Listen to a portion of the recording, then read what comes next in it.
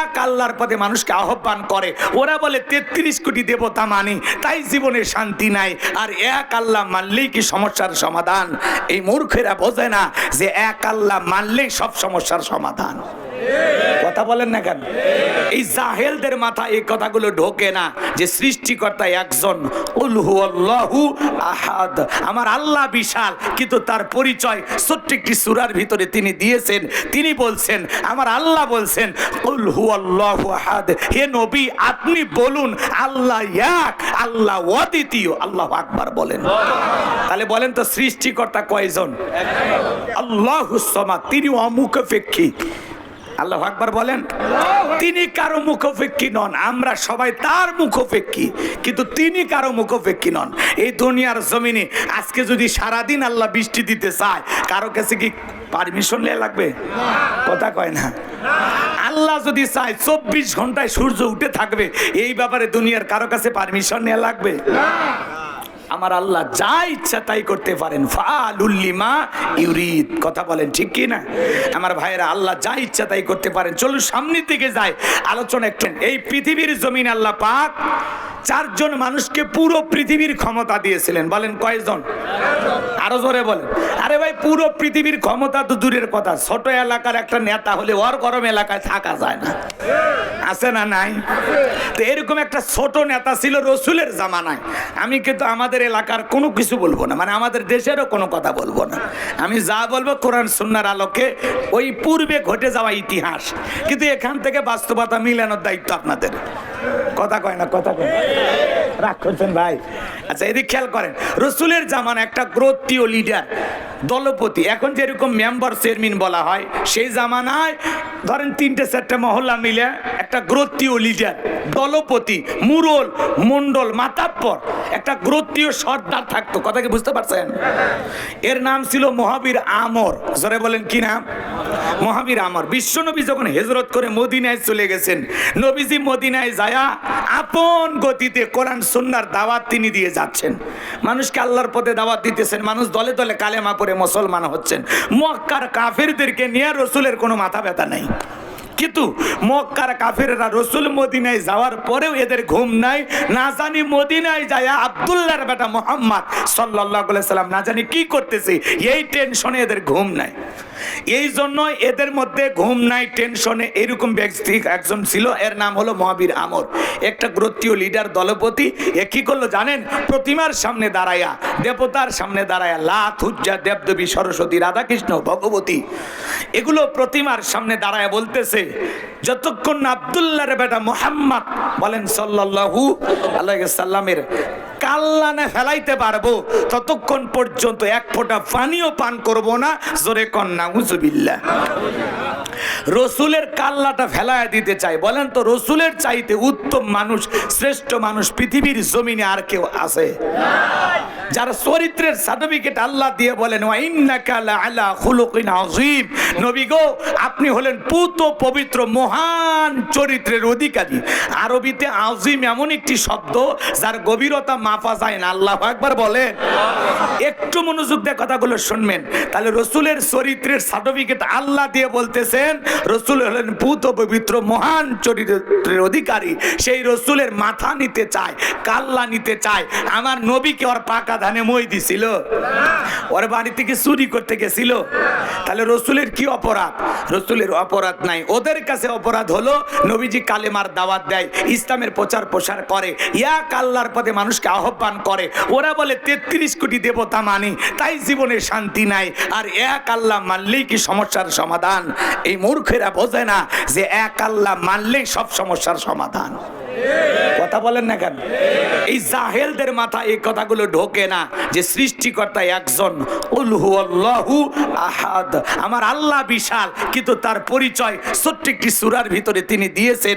তিনি বলছেন, আমার আল্লাহ বলছেন কুল হুয়াল্লাহু আহাদ, হে নবী আপনি বলুন আল্লাহ এক, আল্লাহ অদ্বিতীয়। আল্লাহু আকবার বলেন। তাহলে বলেন তো সৃষ্টিকর্তা কয়জন? আল্লাহুস সামাদ, তিনি অমুখাপেক্ষী। আল্লাহু আকবার বলেন।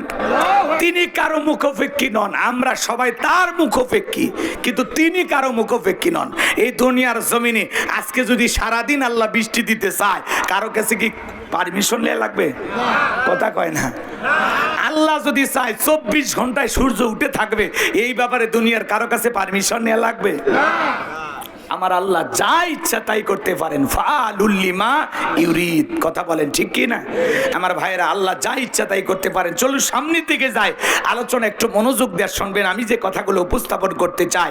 আমার ভাইয়েরা, মক্কার মহাবীর আমার নবীজির মাথা নেওয়ার জন্য প্রতিশ্রুতিবদ্ধ হয়ে গেলেন, যতক্ষণ না পর্যন্ত নবীর মাথা না ফেলাইতে পারবো, কাল্লা না ফেলাইতে পারবো, ততক্ষণ পর্যন্ত এক ফোঁটা পানিও পান করব না। এই স্লোগান দিয়ে ঘোষণা করে নবীজির কাল্লা নেওয়ার জন্য মদিনায় পথে রওনা করলো। আল্লাহ রাব্বুল আলামিন রাসূলের কান পর্যন্ত খবর পৌঁছায়া দিলেন, নবী গো, মক্কার মহাবীর আমর আপনার মাথা নেওয়ার জন্য রওনা করেছে। এইবার রাসূল টেনশনে পড়ে গেলেন, কি করা যায়? সাহাবা ইকরামদেরকে বলে, ও আমার সাহাবীরা, মক্কার মহাবীর আমর আমার মাথা নেওয়ার জন্য রওনা করেছে। ওসমান হলেন নরম সাহাবী, ডেকে বলেন, নবী, আল্লাহর কাছে আপনি দোয়া করেন। আল্লাহর এত বড় পয়গাম্বার আপনি, আল্লাহর কাছে দোয়া করলে আমার বিশ্বাস ওই মক্কার মহাবীর আমর আপনার কাছে পৌঁছার আগে আল্লাহ ওর যেন হাত পা প্যারালাইজ করে দেয়। ওসমানের কথা শুনে নবীজি হাত তুলে দোয়া করতেছেন, আল্লাহ ওই মক্কার মহাবীর আমর আমার মাথা নেওয়ার জন্য রওনা করেছে, আমার কাছে পৌঁছার আগে ওরা হাত পা, এতটুকু শুধু বলেছেন। আল্লাহ রাব্বুল আলামিন আসমান থেকে জিবরাইলকে পাঠিয়ে দিলেন, জানা দিলেন, ও জিবরাইল, আর করো না দেরি, আমার বন্ধুকে জানায় দাও তাড়াতাড়ি। আমি আল্লাহ পাক শুধু দুই হাত দোয়া করার জন্য দেই নাই, মাঝে মাঝে জালেম আর বেঈমানদেরকে সাইজ করার জন্য ওই দুই হাতে লাঠিও তুলে নেওয়া লাগবে। বলেন আল্লাহু আকবার। জিবরাইল এসে বলে, নবী দোয়া কবুল হবে না, হাত নামান। নবীজি যখন হাত মুখ মোবারকে না লাগায় হাঁটুর উপরে রাখলেন, আমরা অনেকে দোয়া করি মুনাজাত করার সময় এরকম দড়ি পাকায়, কথা কয় না, এরকম করে, আছে না নাই ভাই? আবার অনেকে মুনাজাত করার সময় প্রেসার মাপে, আছে না? অনেকে আবার এরকম চুপচাপ ধরে থাকে। আবার যুবকেরা খুব সেনা, হুজুর 5-7 মিনিট মুনাজাত করে হুজুর কান দিয়ে চোখের পানিতে হুজুরের দাড়ি ভিজে যায়, এরা হাত তোলে না, চুপচাপ থাকে। হুজুর যখন বলে আমিন, তখন বলে আমিন। হুজুর আজকের মুনাজাত সেই হয়েছিল, এ বদমাইশ দোয়া ধরেছিল। এরকম চালাক আছে না নাই? মন খারাপ করছেন আপনারা? আমার ভাইয়েরা, মন খারাপ করবেন না। সব জায়গায় কিন্তু দোয়া দিয়ে কাজ হয় না। জিবরাইল এসে বলে, নবী দোয়া কবুল হবে। আপনারা বলেন, সব জায়গায় কি দোয়া দিয়ে কাজ হয়? আচ্ছা, এই গ্রামের নাম কি? ধারকি। মনে করেন এই গ্রামে প্রতিদিন চুরি হচ্ছে, এক্সাম্পল দিচ্ছি কথা বোঝানোর জন্য, ভাইবেন না যে চুরি হচ্ছে, এমনি বলতেছি। প্রতিদিন চুরি হয়, গরু ছাগল চুরি হয়, টাকা পয়সা চুরি হয়, এমনকি গহনাগাটি চুরি হইতে হইতে সুন্দরী বউটা পর্যন্ত চুরি হয়। চুরির অত্যাচারে এলাকায় থাকা যায় না। একজন কি করছে জানেন? জয়পুর হাট থেকে 10 কেজি জিলেপি নিয়ে এসে মসজিদের ইমাম সাহেবকে বলে, হুজুর এই ধারকি গ্রামে এত চুরি বেড়ে গেছে, এই যে 10 কেজি জিলেপি দিলাম, একটু দোয়া করে দেন, আল্লাহ যেন চোরের হাত থেকে গ্রামবাসীকে হেফাজত করে। এশার নামাজ পড়ে হুজুর জিলেপি নিয়ে মুনাজাতে দোয়া করতেছে, আল্লাহ এই গ্রামকে চোরের হাত থেকে হেফাজত করো, গরু ছাগল টাকা পয়সা সুন্দরী বউ গহনা কাটি আল্লাহ হেফাজত করো। সৌরভ জিলেপি খাবার আসা হাত তুলে কয় আমিন আমিন। এইবার হুজুর দোয়া করতেছে, আপনারাই বলেন তো বাজান, ওই জায়গায় কি দোয়া দিয়ে চুরি বন্ধ করা যাবে?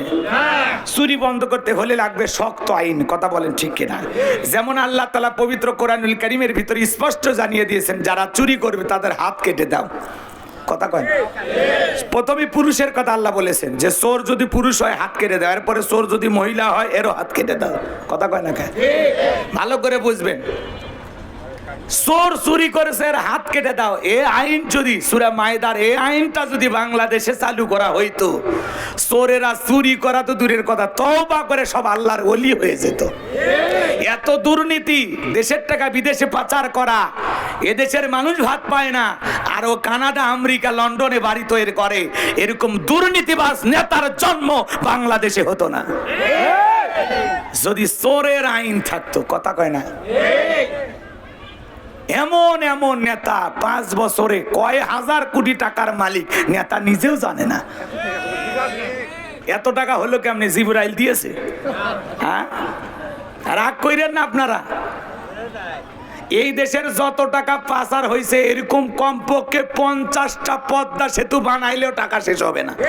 বিদেশিদের কাছে লোন করা লাগবে, ধার করা লাগবে না, খালি অর্থের সঠিক ব্যবহার করা লাগবে। যাদেরকে দায়িত্ব দেওয়া আছে দায়িত্বটা সঠিকভাবে পালন করলেই, আমানতদারিতা রক্ষা করলে, প্রত্যেকটা নেতা যদি আমানতদার হতো আর মনে করতো আমি জনগণের একজন খাদেম সেবক, এটা ভেবে যদি কাজ করতো, পোস্টারে যেভাবে লেখা থাকে আর নেতার বক্তৃতায় যেভাবে উঠে আসে তার চরিত্রটাও যদি ওইরকম হইতো, বিশ্বাস করেন বাংলাদেশ পৃথিবীর সবচাইতে উন্নত রাষ্ট্রে পরিণত হইতো। কিন্তু শালার বক্তব্যের সাথে কথার মিল নেই। কথা কর না কে? বক্তব্য দেয় আমরা মাদক মুক্ত করার জন্য সংগ্রাম করতেছি।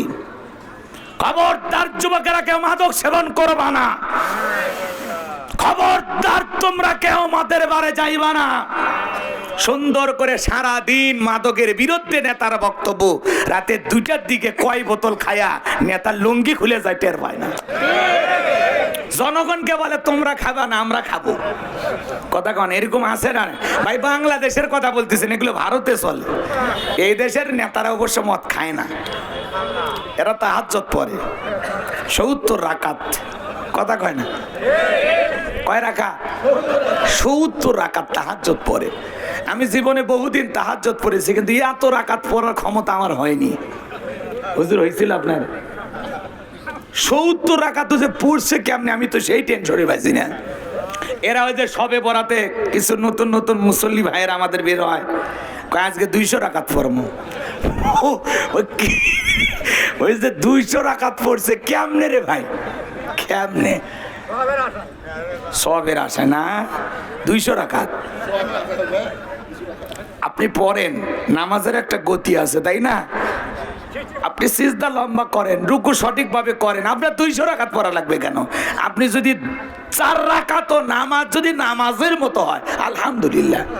সংখ্যা বেশি কিন্তু লাফালাফি দাবাদাবি সিজদা রুকু একটাও কবুল হয়নি, তাহলে দরকার আছে? সময় নিয়ে পড়েন, আল্লাহকে রাজি খুশি করার জন্য পড়েন, আল্লাহ কবুল করেন। জোরে বলেন আমিন। আচ্ছা আপনাকে বিরক্ত হচ্ছেন আমার কথা? সমস্যা নাই, দিনের বেলায় চতুর্দিক তাকান যাচ্ছে, পালাতে সুবিধা আছে, ভয় পাইেন না। ভয় পাইলে চলবি না, পুরুষের কোনো ভয় নাই। আর আমরা যদি সারা জীবন ভয় করি তাহলে হিজড়া হয়ে থাকা লাগবে।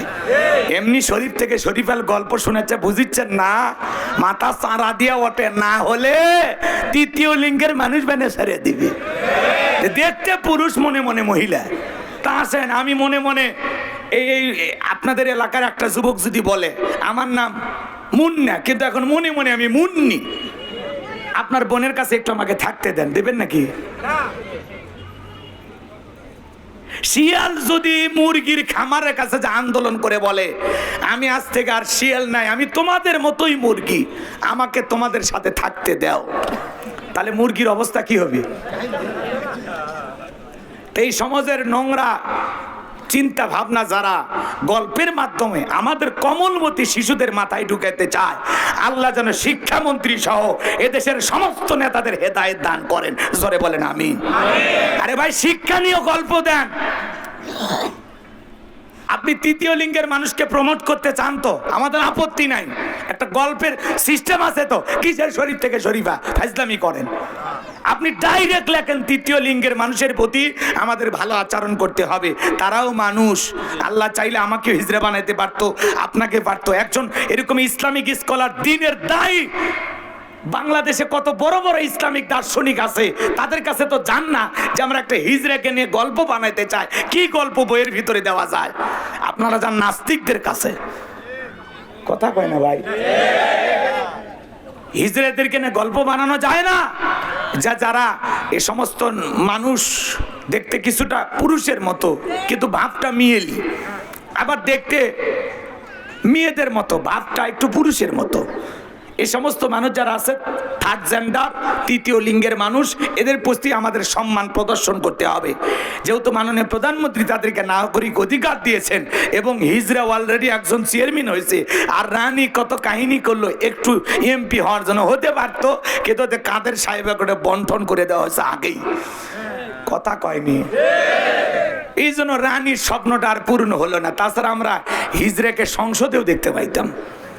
তো তারা এমপি কে, আমি চাই প্রধানমন্ত্রী যদি হবার পারে কোনো বছর হোক ভাই, আমার আপত্তি নাই। হিজড়াদের মন ভালো, কথা কয় না? সাধারণ মানুষের চাইতে ওদের দয়া মায়া বেশি। আপনারা জানেন কিনা আমি জানি, কথা কয় না? কন, আপনারাই কন, হিজড়াদের মনে দয়া মায়া কম না বেশি? বেশি। আবার এর রাগও বেশি। বেশি টেরিবেরি করবেন, এমন জায়গায় হাত দেবে টাকা দিতে বাধ্য। এই যে গতকালকের আগের দিন এক দোকানদারের কাছে হিজড়ারা টাকা চাইতে গেছে, টেলিভিশনে নিউজ দেখলাম আমি। তো ওই দোকানদার প্রথমে 20 টাকা দিছে, কয় নেবো না। 50 টাকা দিছে, কয় নেবো না, আমরা 4 জন আসছি, 400 টাকা দেন, নইলে তোর খবর আছে। দোকানদার করছে এই মাত্র দোকান খুলেন, বেচা কিনা হয়নি। পরে হিজড়ারা ওরে ধরে গণপিটুনি দিছে, দোকানদারকে পিটাইছে, আশেপাশের লোকজন আসছে। একটা কি ঝামেলা। তো এদের হাত থেকে মনে করেন এইভাবে করা ঠিক না, কথা কোন ঠিক কিনা? মানুষ তোমাদেরকে যেভাবে দেয় তোমরা সেভাবে নিয়ে খুশি হও, এটা করা খুব বাড়াবাড়ি, তাই না? বাড়াবাড়ি না? ওরা বিয়ের বাড়িতে এসে নাচানাচি করে লাফালাফি করে, বাচ্চা কাচ্চা হইলে ওখানেও আসে। যাই হোক, এই জন্য ওই গল্পগুলো তুলে ধরতে চাচ্ছে। কিন্তু আমরা চাই আপনারা তৃতীয় লিঙ্গের মানুষকে নিয়ে গল্প বানান, বলেন যে এরকম মানুষগত সমস্যা থাকে। কিছু মানুষ দেখতে পুরুষের মতো কিন্তু আচরণটা কেন জানি মহিলার মতো লক্ষ্য করা যায়। তার মানে এটা ভবিষ্যতে তৃতীয় লিঙ্গের মানুষ হওয়ার সম্ভাবনা আছে। দেখতে পুরোটাই মহিলা কিন্তু কেন জানি ছেলেদের মতো পোশাক টোশাক পরে, তাহলে ভবিষ্যতে কি একটা তৃতীয় লিঙ্গের মানুষ হওয়ার সম্ভাবনা আছে। কিন্তু এই তৃতীয় লিঙ্গের বুট পরাইয়া বুঝাইয়া আপনি আমাদের দেশে সমকামিতাকে প্রমোট করবেন। একজন মানুষ যদি মনে মনে বলে যে আমি দেখতে পুরুষের মতো কিন্তু এখন আমি মনে মনে একজন মহিলা, আমাকে একটা পুরুষের সাথে বিয়ে দেন, তাহলে কি হবে? অরজা যার সাথে বিয়ে হবে তারও তাই, কথা কর নাকি আপনারা? এটাকেই বলা হয় কওমে লুতকে আল্লাহ পাক এই জন্য ধ্বংস করেছিল, যারা সমকামিতাকে এমন পর্যায়ে নিয়ে গেছিল। কথা কি বুঝতে পারছেন? আসমান থেকে আল্লাহ ফেরেশতা পাঠাইছে দেখতে পুরুষের মতো, কথা কি বুঝতে পারছেন? এরা এদেরকে পর্যন্ত ধরছে, ফেরেশতাকে ধরছে সমকামিতা করার জন্য। তো প্রথম আসমান থেকে যে ফেরেশতা আসছিল এর নাম হলো ইসমাইল। এরকম খালি আঙ্গুল দিয়ে একটা যুবককে এরকম গুতা মারছে, এক গুতে যুবক কাঁধ হয়ে পড়ে গেছে। আল্লাহু আকবার কোন, কথা কি বুঝতে পারছেন? ওগুলো অনেক ঘটনা আছে, আমি ওইদিকে যাব না। আমরা শুধু এতটুকু বলবো, আপনারা যদি এই দেশে তৃতীয় লিঙ্গের মানুষকে নিয়ে কোনো গল্প বানান, গল্প খুঁজে না পাইলে আমাদেরকে বললেন, আমরা এমন মানবিক গল্প তৈরি করে আপনাদেরকে দেব যেটা শুনে বুঝে পুরো দেশ আলোকিত হবে। সমকামিতাকে আপনি প্রমোট করবেন, গল্পের ভিতরে কি যেন একটা গন্ধ পাওয়া যায়, এটা মেনে নেওয়া হবে না।